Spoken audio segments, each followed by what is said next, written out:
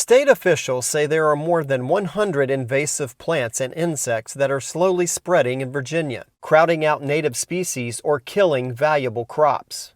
One estimate puts losses to these unwanted visitors as high as $1 billion each year. It seems every year we get a story of a new insect or a new plant pathogen like a boxwood blight or a sudden oak death. And really a lot of that has to do with the global trade, and things are moving around so freely that we see these occurrences of invasive species more and more. David Giannino is program manager for the Virginia Department of Agriculture Office of Plant Industry Services. Invasive insects are among the worst pests that usually have no natural predators and cause economic damage. This year's standout among such pests is the spotted lanternfly. It's a pretty bug that packs a nasty punch, and its favorite meal besides the tree of heaven are fruit trees, grapevines, and hop vines.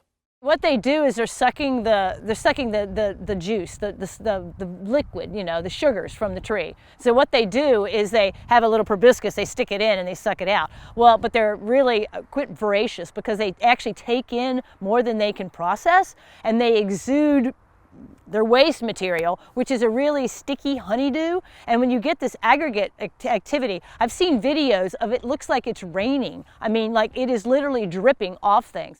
Diane Kearns has been raising fruit trees all her life in the Winchester area.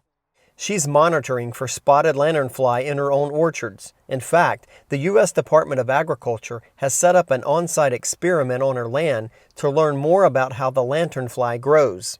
The State Agriculture Department extended a quarantine for any products that could host the lanternfly into 3 Northern Virginia communities this year as the pest continues to spread.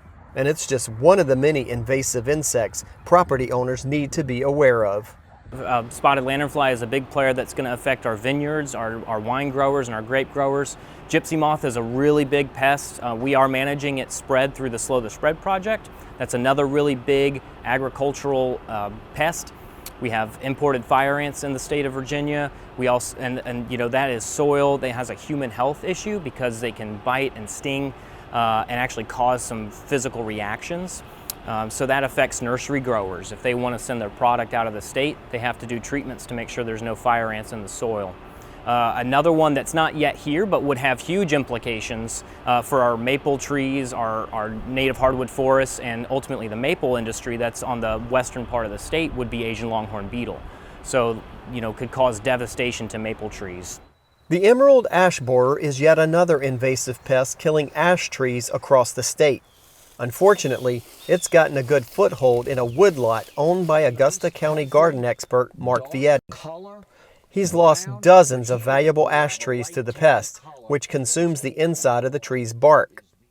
There's no cure once an ash tree is infected. The only thing an owner can do is treat nearby ash trees to prevent the pest from spreading. Well, once you get the emerald ash borer, your ash trees within 1 to 3 years are going to look like this.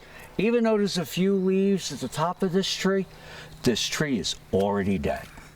While state and federal agencies have been spraying to slow the spread of the gypsy moth for decades, chemical control of most other insect pests is either unaffordable or inefficient. The most effective control so far has been quarantines. These state regulations require businesses and consumers to inspect any host plants or products, like nursery plants or firewood, before moving them to prevent spreading the pest. Giannino says quarantines work, but they're only effective if businesses and consumers follow through. We have a lot of buy-in with our businesses when we have these quarantines because we work really closely with them to tell them about the pests, train them on how to identify them, how to interpret the quarantine and the regulations so that they are more properly equipped to go out, inspect, make sure that they're not the ones who are moving the products, because no one really wants to be responsible for moving an invasive pest from one area to another. So we have a really good relationship with a lot of businesses that we have in those quarantine areas, and then also homeowners. We communicate to them through outreach, through our social media. We do it a number of ways to try and get them aware of the insect and also to take steps to reduce that movement. Kern says Virginia apple growers are watching the spotted lanternfly very carefully, hoping it doesn't become a problem. But they already have many other insect pests to deal with, and she's hoping the lanternfly will soon have a natural predator to help control it. Janino says everyone can help slow the spread of these pests.